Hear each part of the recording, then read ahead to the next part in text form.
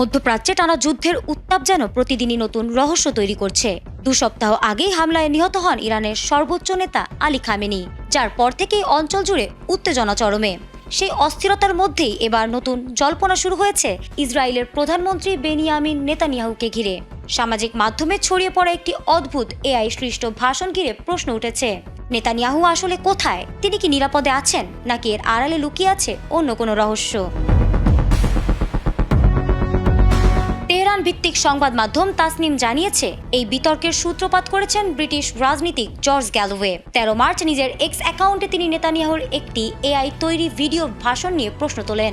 ভিডিওটিতে বেশ কিছু অস্বাভাবিক বিষয় চোখে পড়ে। সবচেয়ে আলোচিত ছিল নেতানিয়াহুর হাতে 6টি আঙুল দেখা যাওয়ার বিষয়টি। প্রশ্ন এখন ঘনীভূত হচ্ছে একটি বিষয় ঘিরে, নেতানিয়াহু কি আদৌ জীবিত আছেন, নাকি তাকে আড়াল করে যুদ্ধ চালিয়ে যাওয়ার জন্যই সামনে আনা হয়েছে এই এআই ভাষণ? স্পষ্ট কোনো উত্তর এখনো নেই, আর সেই অজানাই মধ্যপ্রাচ্যের চলমান যুদ্ধকে ঘিরে রহস্যকে আরো ঘনীভূত করে তুলছে। গ্যালোওয়ে প্রশ্ন তোলেন, এটা কি সত্যিই ঘটেছে? কেন ইসরায়েল গত রাতে নেতানিয়াহুর একটি এআই ভাষণ প্রকাশ করলো, যেখানে প্রধানমন্ত্রীকে আক্ষরিক অর্থেই 6 আঙুল দেখাতে দেখা যায়? তিনি এখন কোথায়? আর তার এই মন্তব্য দ্রুতই সামাজিক মাধ্যমে ছড়িয়ে পড়েছে এবং নতুন করে সন্দেহ উস্কে দিয়েছে।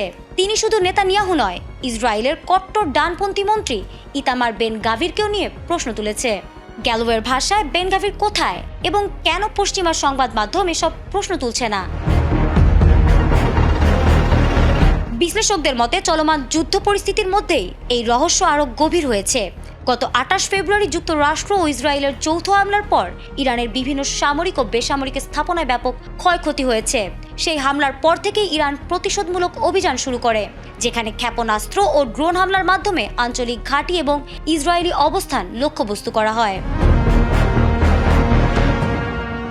এমন উত্তপ্ত পরিস্থিতির মধ্যেই নেতানিয়াহুর হঠাৎ জনসম্মুখে অনুপস্থিতি নতুন জল্পনার জন্ম দিয়েছেন। কেউ বলছেন নিরাপত্তাজনিত কারণে তাকে গোপন স্থানে রাখা হয়েছে, আবার কেউ সন্দেহ করছেন এই এআই ভাষণ কি আসলে কোনো বড় সত্য আড়াল করার চেষ্টা।